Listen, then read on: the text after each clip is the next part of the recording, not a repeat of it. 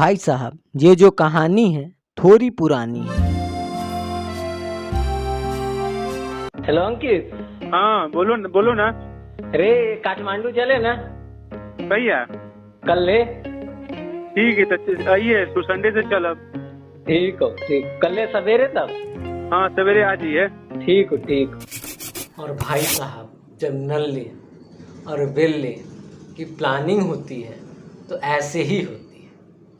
और नेपाल तो अपना दूसरा घर है, तो वहाँ की क्या प्लानिंग। तो इस तरह हम भिट्टम और भारतीय सीमा को पार कर नेपाल पहुँच गए। और भाई साहब, बस की सवारी करके हम जनकपुर पहुँच गए। जनकपुर में हमने अपनी दीदी और कुछ नेपाली भाइयों से पता किया काठमांडू जाने में कोई प्रॉब्लम तो नहीं होगी, क्योंकि नेपाल में लगा हुआ था लॉकडाउन। कुछ अधूरी जानकारियों के साथ हम काठमांडू के लिए निकल पड़े, जिसका खामियाजा हमें आगे भुगतना पड़ा। तो ये कहानी भी मैं आपको आगे ही सुना। The moral of the story is little knowledge is a dangerous thing.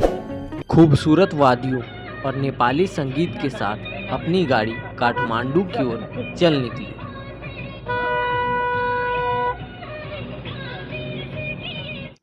एक बात और, विंडो सीट फ्लाइट की हो या कैब की, इम्पोर्टेंट है, क्योंकि गुरुजी ने कहा है और बादल बहुत इंपॉर्टेंट है।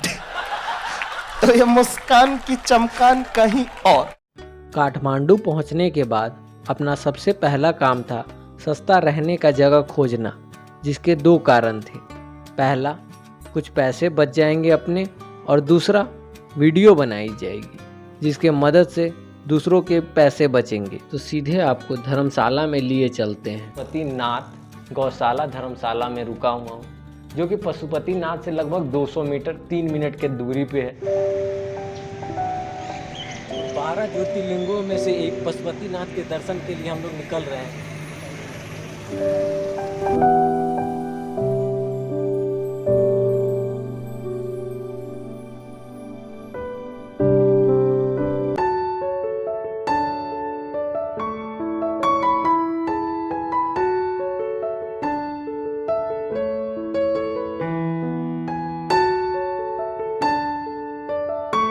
पार्वती पत हरा हरा महादेव।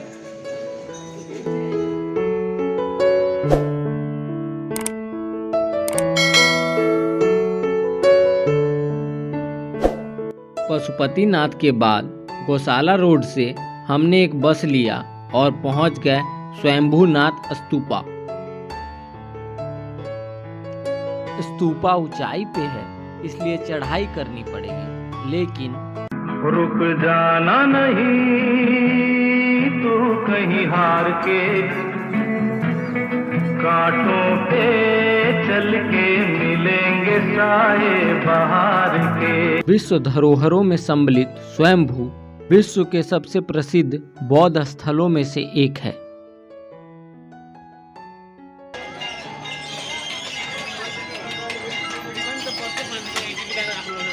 और यहाँ से काठमांडू घाटी का दृश्य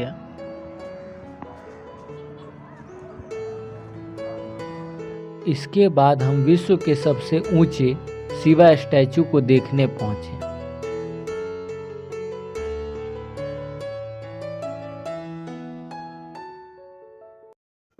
भाई साहब, आधी जानकारी का हमें खामियाजा ये भुगतना पड़ा कि काठमांडू के हम सभी टूरिस्ट स्पॉट तक पहुंच तो गए थे, चाहे वो हो भक्तपुर दरबार square, Patan museum, Patan Durbar square,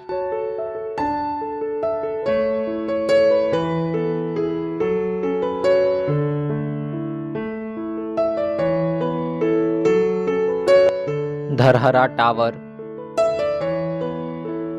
रानी पोखर, काठमांडू दरबार स्क्वायर, ग्लोबल नेशनल म्यूजियम, या फिर वो पशुपतिनाथ मंदिर ही क्यों न हो। सभी के हम गेट तक ही पहुंच पाए, क्योंकि लॉकडाउन होने के कारण सभी टूरिस्ट स्पॉट क्लोज थे। तो हमने बाहर से ही सबको निहारा।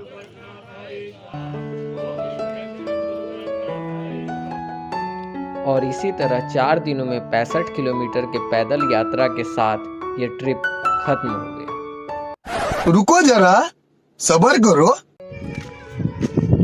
और एक बात और, किसी बिहारी को ये मत कह देना कि नेपाल जा रहे हैं, क्योंकि अगर तुम नेपाल किसी भी काम से जा रहे हो तो वो समझ जाएगा कि तुम ठेके जा रहे हो, क्योंकि बिहार में नेपाल ठेके का पर्याय बन चुका है।